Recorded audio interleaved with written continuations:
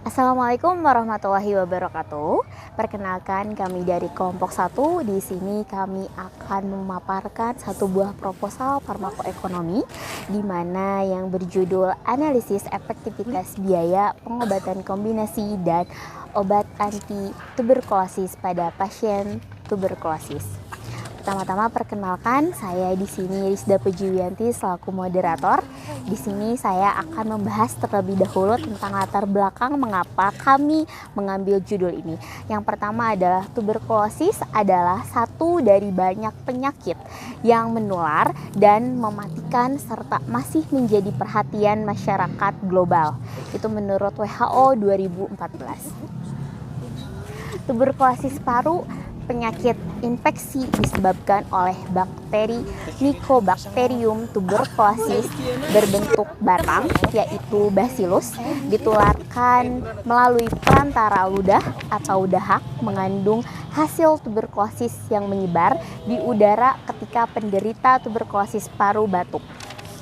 Kemudian tuberkulosis atau TBC menjadi masalah utama kesehatan global dengan perkiraan 10,4 juta kasus TB paru di seluruh dunia. Sebagian besar penderita TB tinggal di negara berpenghasilan rendah menurut Kadar et al. Pada tahun 2017. Lalu tuberkulosis menduduki peringkat 9 kematian di dunia dan menempati peringkat tertinggi penyebab kematian dengan agen infeksi tunggal di atas HIV.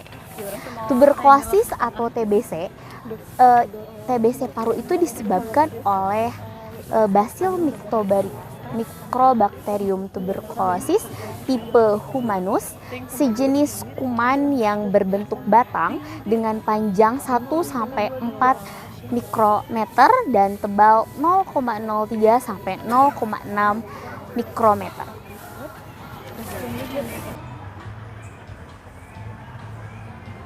Masuk ke identifikasi masalah, ada 4 poin. Yang pertama, bagaimana menentukan efektivitas biaya komparatif dari berbagai pilihan terapi anti tuberkulosis. Lalu ke poin kedua, bagaimana menentukan pengobatan yang lebih efektif dan hemat biaya pada pasien TB paru di Rumah Sakit Tenaga Kerja Imelda Indonesia Medan. Lalu poin ketiga ada bagaimana perbandingan efektivitas biaya penerapan strategi DOTS di rumah sakit swasta Depok dibandingkan dengan puskesmas. Lalu poin keempat, apa parameter outcome yang digunakan pada pasien tuberkulosis. Selanjutnya saya akan membahas tentang pembahasan dari proposalnya. Tuberkulosis merupakan penyakit yang disebabkan oleh bakteri Mycobacterium tuberculosis yang merupakan bakteri tahan asam dan juga merupakan penyakit menular menurut Kemenkes RI tahun 2014. Tuberkulosis juga merupakan penyakit infeksius yang menyerang parenkim paru. Tuberkulosis juga ditularkan ke bagian tubuh yang lain termasuk meninges, ginjal, tulang, dan nodus limfe.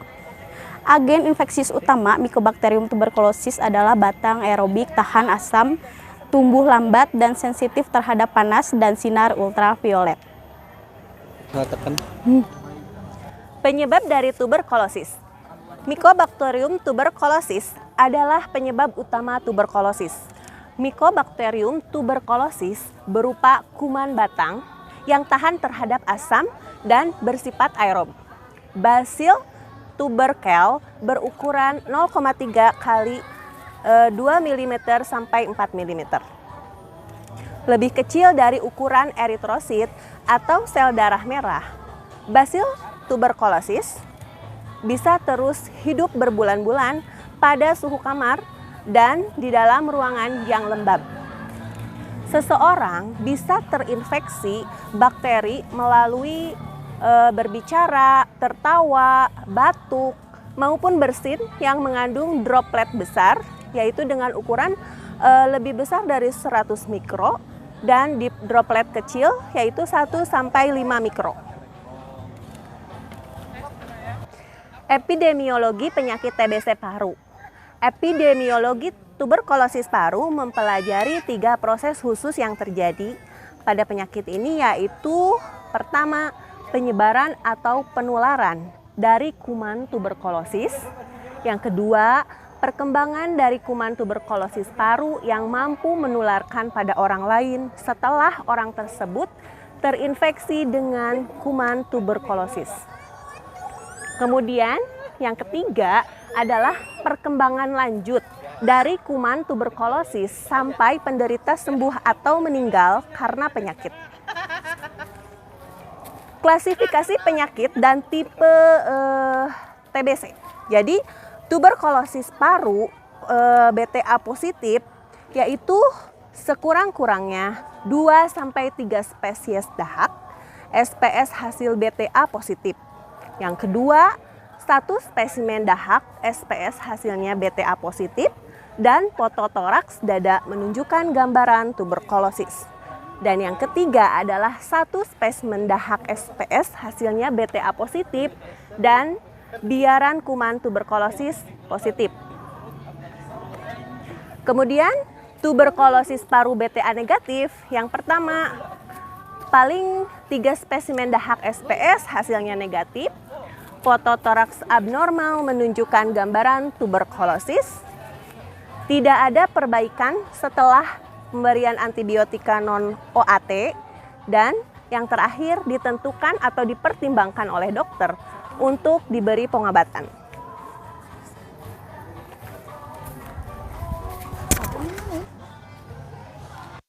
Baik, untuk selanjutnya yaitu ada tanda dan gejala TBC. Untuk tuberkulosis bisa bersifat asimptomatik dengan tanda dan gejala sebagai berikut. Untuk yang pertama yaitu ada suhu badan meningkat, kemudian nyeri pada persendian, kemudian malaise, dan yang terakhir yaitu penurunan nafsu makan, mual, muntah, dan terlihat kelelahan. Kemudian setelah itu tubuh akan mengalami tanda dan gejala yang lebih parah lagi. Yang pertama yaitu ada batuk disertai peningkatan frekuensi napas, kemudian terjadinya ekspansi paru buruk pada tempat yang sakit. Yang ketiga yaitu ada bunyi napas ronki, kasar dan hilang. Kemudian yang keempat yaitu demam persisten, dan yang terakhir yaitu terdapat suara pekak saat perkusi. Untuk cara penularan TBC, selain melalui transmisi udara, Mycobacterium tuberculosis juga dapat menular jika terjadi kontak langsung dengan luka penderita tuberkulosis paru. Percikan dahak pada kalain dengan BTA positif yang mengandung Mycobacterium tuberculosis merupakan sumber penularan dari tuberkulosis. Untuk diagnosa pemeriksaan TBC, di sini ada 6 komponen. Yang pertama yaitu pemeriksaan mikroskopi langsung. Kemudian apabila pemeriksaan bakteriologi negatif, maka diagnosis ditegakkan dengan pemeriksaan klinis dan fototoraks. Yang ketiga, pada sarana yang terbatas, klien didiagnosis secara klinis setelah pemberian. Dan yang keempat yaitu terapi antibiotik spektrum luas yang tidak memberikan perbaikan klinis. Kemudian yang kelima yaitu tidak dibenarkan penegakan diagnosis hanya dengan pemeriksaan serologi, uji tuberkulin ataupun fototoraks saja. Dan yang terakhir yaitu pemeriksaan dahak secara mikroskopis langsung dengan uji SPS atau sewaktu pagi sewaktu. Dan klien ditetapkan sebagai klien tuberkulosis jika salah satu dahak SPS hasilnya BTA positif. Untuk patologi penyakit paru, yang pertama itu ada infeksi primer. Pada penyakit tuberkulosis paru, sumber infeksi adalah manusia yang mengeluarkan basil tuberkel dari saluran pernapasan, kontak yang rapat misalnya dalam keluarga. Sebabkan banyak kemungkinan penularan melalui entry dari droplet tuberkulosis paru pasca primer atau post primer tuberkulosis paru. Kemudian yang terakhir yaitu ciri khas dari tuberkulosis paru pasca primer adalah kerusakan paru yang luas dengan terjadi kavitas atau efusi pleura. Pengobatan TBC, tujuan utama pengobatan tuberkulosis adalah memperbaiki produktivitas mencegah kematian oleh tuberkulosis, mencegah kekambuhan, menurunkan penularan, dan mencegah resistensi obat tuberkulosis. Hal yang digunakan sebagai prinsip pengobatan tuberkulosis adalah pemberian obat OAT yang mengandung macam obat untuk mencegah terjadinya resistensi, diberikan dalam dosis yang tepat, ditelan atau dikonsumsi secara teratur, dan diawasi oleh pengawas menelan obat atau PMO hingga selesai pengobatan. Obat anti tuberkulosis dengan jenis isoniazid, rifampicin, pyrazinamide, dan streptomycin dengan sifat bakterisidal dan etambutol yang bersifat bakteriostatik. Untuk efek sampingnya bisa dilihat di tabel ya. Definisi farmakoekonomi adalah ilmu yang mengukur biaya dan hasil yang diperoleh dengan dihubungkan dengan penggunaan obat dalam perawatan kesehatan. Megawati DKK 2018. Riset farmakoekonomi berkaitan dengan identifikasi, pengukuran, dan perbandingan biaya dan manfaat produk dan jasa farmasi.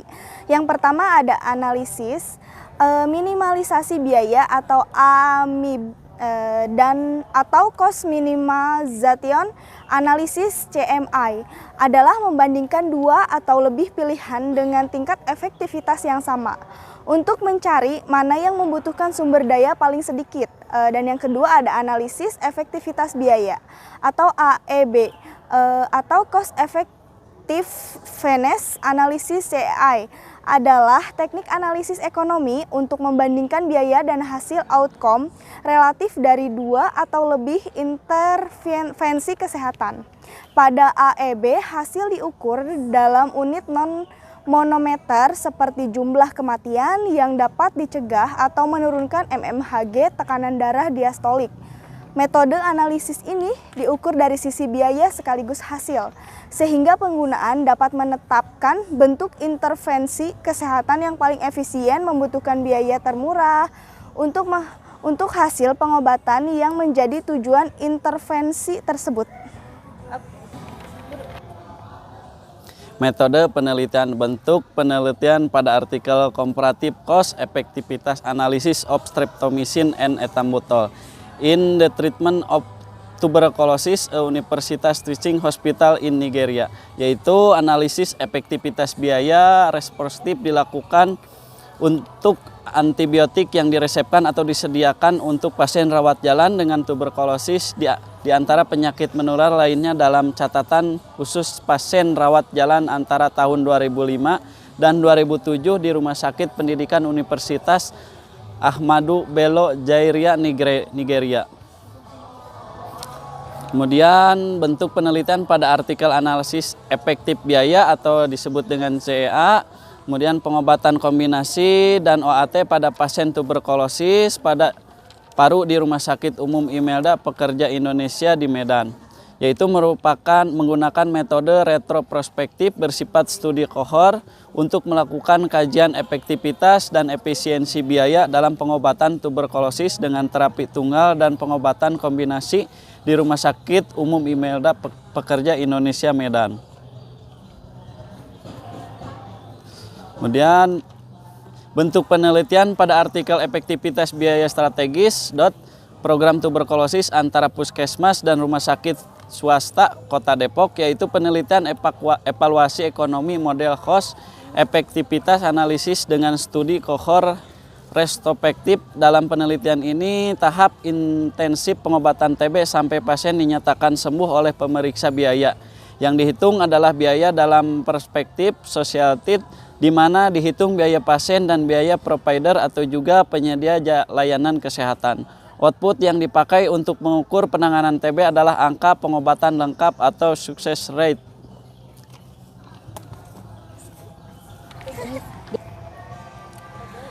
Populasi dan sampel yang digunakan pada artikel pertama yaitu dengan judul Comparative Cost Effectiveness Analysis of Streptomycin and Ethambutol in the Treatment of Tuberculosis in University Teaching Hospital in Nigeria, yaitu pasien TBC rawat jalan dewasa di Rumah Sakit Pengajaran Universitas Bello Zaire. Populasi dan sampel yang digunakan pada artikel kedua yang berjudul dengan analisis efektivitas biaya atau CE pengobatan kombinasi dan obat pada pasien tuberkulosis paru di Rumah Sakit Umum Imelda Pekerja Indonesia Medan. Nah, populasi pada penelitian ini yaitu data rekam medis pasien yang didiagnosis TB paru di Imelda General Rumah Sakit untuk Pekerja Indonesia Medan. Sampel dalam penelitian ini adalah data rekam medis pasien didiagnosis dengan TB paru dan menjalani terapi dengan pengobatan kombinasi dan OAT di Imelda General Rumah Sakit untuk Pekerja Indonesia Medan periode Maret hingga Mei 2021. Populasi dan sampel yang digunakan pada artikel yang ketiga dengan berjudul efektivitas biaya strategi DOTS program tuberkulosis antara puskesmas dan rumah sakit swasta Kota Depok. Populasi pada penelitian ini yaitu terbagi 3 kelompok. Kelompok pasien TBC diobati di puskesmas dengan DOTS, kelompok pasien TBC di RS swasta DOTS, dan kelompok pasien TBC di RS swasta tanpa DOTS. Sampel dalam penelitian ini adalah pasien TB dewasa atau lebih dari 14 tahun. Klasifikasi diagnosis TB dengan pengobatan OAT, kategori 1 atau rencana pengobatan TB selama 6 bulan dan tidak ada penyulit atau penyakit lain. Jumlah dan teknik pengambilan sampel, jumlah dan teknik pengambilan sampel yang digunakan pada artikel Comparative Cost Effectiveness Analysis of Streptomycin and Ethambutol in the Treatment of Tuberculosis in University Teaching Hospital in Nigeria, yaitu sebanyak 1.018 catatan kasus rawat jalan untuk tuberkulosis diperiksa secara berurutan menggunakan kartu diagnostik. Nah, ini pada dasarnya adalah penyakit yang memiliki agen antibakteri sebagai andalan terapi. 110 pasien menderita tuberkulosis sebanyak 1.527 resep yang dikeluarkan diambil sampelnya secara sistematik dan diperiksa. Selanjutnya yaitu jumlah dan teknik pengambilan sampel yang digunakan pada artikel analisis efektivitas biaya atau yang sering kita sebut CEA. Pengobatan kombinasi dan obat anti-tuberkulosis pada pasien tuberkulosis paru di Rumah Sakit Umum Imelda Pekerja Indonesia Medan, yaitu periode Maret Mei 2021 sebanyak 30 dihitung menggunakan rumus Slovin. Jumlah dan teknik sampel pada artikel efektivitas biaya strategi DOTS program tuberkulosis antara puskesmas dan rumah sakit swasta Kota Depok, yaitu penelitian terbagi 3 kelompok, yaitu kelompok pasien diobati di puskesmas dengan DOTS, kelompok DRS swasta DOTS, dan kelompok DRS swasta tanpa DOTS. Responden yang diikuti dengan metode cohort retrospektif sejak bulan Oktober 2017 sampai dengan April 2018 berjumlah 36 dari masing-masing lokasi penelitian. Yang selanjutnya yaitu karakteristik subjek penelitian. Karakteristik subjek penelitian dari artikel kedua menunjukkan bahwa pasien yang berjenis kelamin laki-laki lebih banyak dibandingkan pasien yang berjenis kelamin perempuan yang terdiri dari 8 pasien laki-laki 80% dan 2 pasien perempuan 20% pada pasien tuberkulosis terapi kombinasi. Sedangkan untuk pasien tuberkulosis terapi obat anti-tuberkulosis yang berjenis kelamin laki-laki berjumlah 7 orang atau 70% dan 3 pasien perempuan 30% yang menjalani pengobatan obat anti-tuberkulosis. Usia tertinggi pasien tuberkulosis adalah di usia 50 tahun ke atas, yaitu sebanyak pasien yang menjalani pengobatan kombinasi dan 5 pasien yang menjalani pengobatan obat anti-tuberkulosis. Prospektif komponen biaya. Prospektif dan komponen biaya pada artikel pertama menunjukkan adanya perspektif ekonomi institusi kesehatan. Dipilih karena obat diresepkan di sana. Perspektif pasien dipertimbangkan jika diperlukan, yaitu A. Pecahan berbagai cara untuk mencapai tujuan, pertimbangan berharga atau pilihan pengobatan yang lebih disukai. B. Penentuan biaya terapi hanya biasa medis langsung yang dimasukkan dalam analisis. Ini termasuk biaya overhead dan biaya operasional seperti biaya perolehan obat. Selanjutnya, alternatif yang dibandingkan pada artikel 1 adalah harga obat streptomycin dan ethambutol dalam pengobatan tuberkulosis, keefektifan biaya N840 per unit. Keefektifan sementara injeksi streptomycin sebagai opsi alternatif dengan dosis IgM ODO kali 3 per 12 kos N625380 dengan ukuran efektivitas sebesar 76,73 dan efektivitas biaya sebesar N81,50 per unit efektivitas. Ethambutol tablet 400 mg bit kali 3 per 12 karena itu lebih murah per unit efektivitas daripada injeksi streptomycin bila digunakan dalam kombinasi dengan isoniazid, rifampicin dan pirazinamid dalam kemoterapi fase 1 tuberkulosis. Alternatif apa saja yang dibandingkan pada artikel 2 ICR didefinisikan sebagai rasio perbedaan biaya dari dua alternatif dengan perbedaan efektivitas antara dua alternatif ICR memberikan informasi bermanfaat. Ciri khas dari analisis efektivitas biaya analisis dengan menggunakan ICR. Alternatif yang digunakan pada artikel 3 yaitu penelitian ini digunakan one way sensitivitas analysis. Sebelum dilakukan analisis sensitivitas, dilihat nilai liveness test untuk melihat distribusi data. Tes menunjukkan data mempunyai varian yang berbeda yaitu 0,703, maka data distribusi normal sedangkan hasil analisa tes didapat value, artinya dapat yang didapat bermakna secara statistik.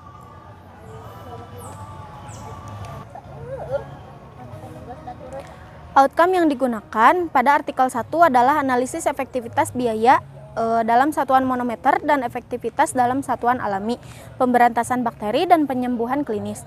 Parameter outcome yang digunakan dihasilkan pada artikel 2 hasil dari CA sebagai rasio menunjukkan bahwa nilai ASAR paling tinggi ditunjukkan oleh OAT pada pasien TB paru yang rawat inap sebesar Rp32,130, sedangkan nilai ASAR yang paling kecil adalah terapi kombinasi pada pasien TB rawat inap sebesar Rp75,490. Pengobatan yang memiliki nilai ASAR dapat memilih alternatif cost effectiveness dengan biaya lebih rendah untuk outcome yang diperoleh. Outcome yang digunakan, parameter yang diperoleh dari artikel 3 dapat bahwa puskesmas dengan metode DOTS yang mempunyai biaya penyelenggaraan pengobatan TB paling kecil sehingga terbukti puskesmas merupakan yang paling efektif untuk penanganan TB. Oke, baiklah. Dari sekian banyak tadi pemaparan proposalnya ya, Teh Karin, bagaimana nih menurut Teh Karin kesimpulan dari proposal tersebut? Bisa dijelaskan ke teman-teman semua. Ini kan ada 3 artikel ya. Betul. Jadi dari ketiga artikel itu dapat disimpulkan pada artikel pertama, kesimpulannya adalah bahwa tablet ethambutol dengan dosis 400 mg itu lebih efektif daripada streptomycin injeksi 1 gram masing-masing dalam kombinasi dengan isoniazid, rifampicin, dan pirazinamid pada fase intensif atau fase 1 terapi anti-tuberkulosis. Jadi kebijakan obat anti-tuberkulosis yang sangat fungsional dan pedoman pengobatan berbasis bukti harus diterapkan jika obat anti-tuberkulosis akan digunakan dengan cara yang hemat biaya. Baik, itu untuk yang pertama ya Teh. Untuk kesimpulan yang kedua bagaimana Teh? Jadi pada artikel yang kedua itu kesimpulannya dari hasil penelitian yang telah dilakukan di Rumah Sakit Imelda, Pekerja Indonesia Medan tentang Cost Effectiveness Analysis atau CEA, penggunaan obat golongan obat antibiotik dosis tunggal dan pasien penggunaan antibiotik dosis kombinasi rifampicin dan isoniazid menunjukkan efektivitas yang lebih tinggi dibandingkan dengan antibiotik dosis tunggal dengan ethambutol, yaitu sekitar 90% dari 22 pasien yang mencapai target normal nilai LID. Terdapat 22 pasien dengan rata-rata rawat inap 6 hari. Jadi sedangkan antibiotik dosis tunggal dengan ethambutol yaitu 80% Dari 22 pasien yang mencapai target nilai LID normal, terdapat 9 pasien dengan rata-rata rawat inapnya 7 hari. Baik, sangat jelas sekali ya untuk kesimpulan artikel 1 dan artikel 2. Nah, untuk jurnal ya Teh, untuk jurnal yang ketiga mungkin bisa dijelaskan bagaimana kesimpulan dari jurnal tersebut. Jadi untuk jurnal atau artikel yang ketiga, kesimpulannya itu dari hasil penelitian dari 36 sampel per kelompok menunjukkan bahwa sukses rate di puskesmas 86,1%, rumah sakit dengan DOTS sebesar 77,78%, sedangkan yang non-DOTS sebesar 63,89%. Penambahan biaya provider di puskesmas dan rumah sakit DOTS meningkatkan sukses rate.